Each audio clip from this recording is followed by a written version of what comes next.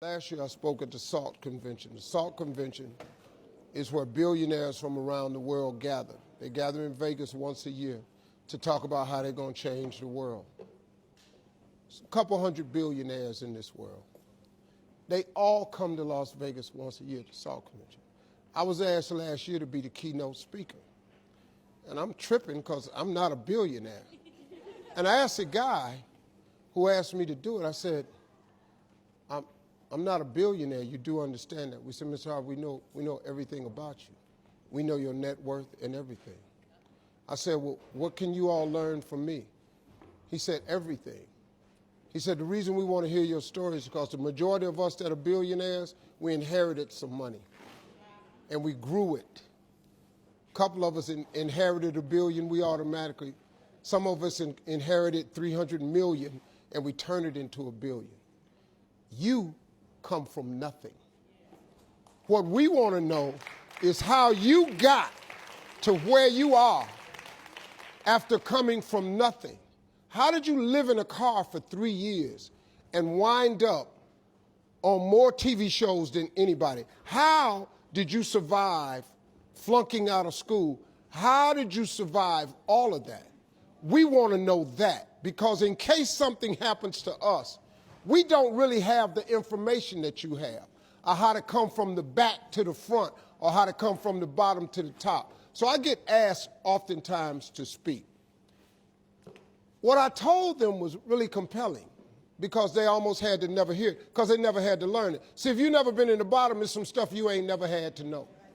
But all of you that have been in the bottom, you know it oh too well, don't you?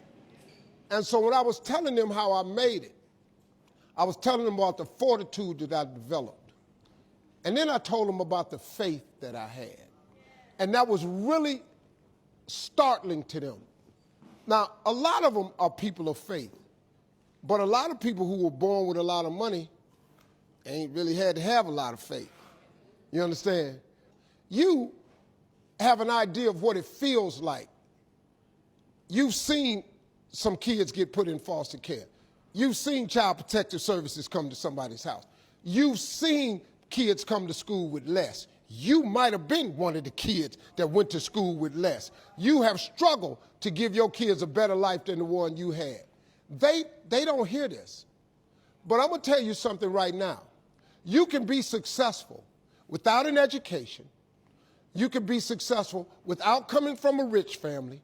You can be successful. I don't care what color you are, what faith you belong to, your sexual preference. I don't care what's wrong with you. You can be successful. I'm going to tell you flat out, you have got to tie your existence to your Creator. If you don't tie who you are to God, I got news for you. You're going to forever struggle. Now, this is what I'm telling you is something you can do today. You ain't got to go to school to get this one.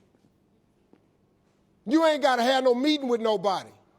I'm telling you that if you solidify a relationship with God, you ain't got to ask nobody's permission. You ain't got to check in. He ain't got no line. You can go and form this relationship today, this evening, when you get home. Listen, man. You can shortcut this.